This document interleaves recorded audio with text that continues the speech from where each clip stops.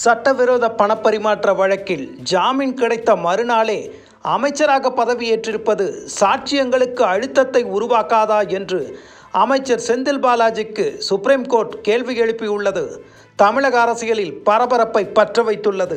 சட்டவிரோத பணப்பரிமாற்ற வழக்கில் அமலாக்கத்துறையால் கைது செய்யப்பட்ட செந்தில் பாலாஜி 471 நாட்கள் சிறைவாசத்திற்கு பிறகு ஜாமீனில் வெளியே வந்தார். பிறகு மறுநாளே அவசரமாக அமைச்சராக பொறுப்பேற்றுக் கொண்டார். இது அந்த சமயத்தில் பெரும் சர்ச்சையை உண்டாக்கியது.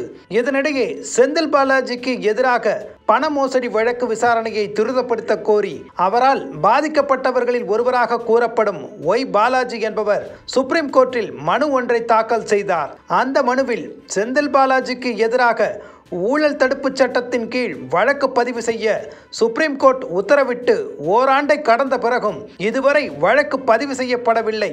இந்த வழக்கை விரைந்து முடிக்க சிறப்பு நீதிமன்றத்தில் தனி நீதிபதியை நியமிக்க வேண்டும் என வலியுறுத்தி இருந்தார். இந்த வழக்கு விசாரணை நடந்து வந்தபோது செந்தில் பாலாஜிக்கு எதிரான வழக்குகளை நீர்த்து போக செய்யும் விதமாக 2000த்திற்கும் மேற்பட்டோரை இந்த வழக்கில் புதிதாக தமிழக அரசும் காவல்துறையும் சேர்த்துள்ளதாகவும் அமைச்சர் பதவியில் இல்லை என காரணம் காட்டி ஜாமீனை பெற்ற அவர் மறுநாளே மீண்டும் அமைச்சராக பதவியேற்றுள்ளதாகவும் மனுதாரர் பாலாஜி தரப்பில் குற்றம் சாட்டப்பட்டது.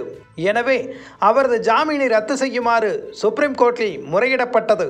இந்த நிலையில் மீண்டும் இந்த வழக்கு இன்று விசாரணைக்கு வந்தபோது செந்தில் பாலாஜி அமைச்சராகிவிட்டதால் விசாரணை பாதிக்கும் என்று மனுதாரர்கள் தரப்பினர் வாதிட்டனர். அப்போது அரசியல் உள்நோக்கம் காழ்ப்புணர்ச்சியின் காரணமாகவே தனக்கு எதிராக மனுக்கள் தாக்கல் செய்யப்படுவதாக செந்தில் பாலாஜி தரப்பில் வாதம் முன்வைக்கப்பட்டது. இருதரப்பு வாதங்களையும் கேட்ட நீதிபதிகள் ஜாமீன் பெற்ற மறுநாளே அமைச்சராகி உள்ளீர்கள், இதன் மூலம் இந்த வழக்கில் தொடர்புள்ள சாட்சிகளுக்கு அழுத்தம் உண்டாகாதா? வழக்கின் விசாரணை பாதிக்கப்பட்டால் அமலாக்கத்துறையினர் நீதிமன்றத்தை நாடுவார்கள் என கூறினார். தொடர்ந்து வழக்கின் விசாரணையை டிசம்பர் 13ஆம் தேதிக்கு ஒத்திவைத்து உத்தரவிட்டார் நீதிபதி.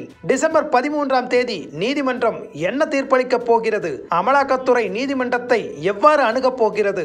இதன் மூலம் செந்தில் பாலாஜியின் ஜாமீன் ரத்தாக்கி மீண்டும் சிறை செல்வாரா அல்லது அமைச்சர் பதவியை இழக்க வேண்டியிருக்குமா போன்ற கேள்விகள் எழுந்துள்ளன. இத்தனை கேள்விகளுக்கும் டிசம்பர் 13ஆம் தேதிக்குள் விடை தெரிய வரும் என எதிர்பார்க்கப்படுகிறது. ஊழல் குற்றச்சாட்டில் சிறை சென்று வெளியில் வந்த அடுத்த நாளே அத்தனை அவசரமாக அமைச்சர் பதவி கொடுக்க வேண்டிய கட்டாயம் என்ன என்ற கேள்விக்கு இதுவரை திமுக தரப்பிலிருந்து எந்த பதிலும் இல்லை. மக்களின் குரல் எத்தனை முறை இது தொடர்பாக ஒலித்தாலும் திமுக கள்ள மௌனம் சாதிக்கிறது என்பது அரசியல் நோக்கர்களின் கருத்தாக உள்ளது.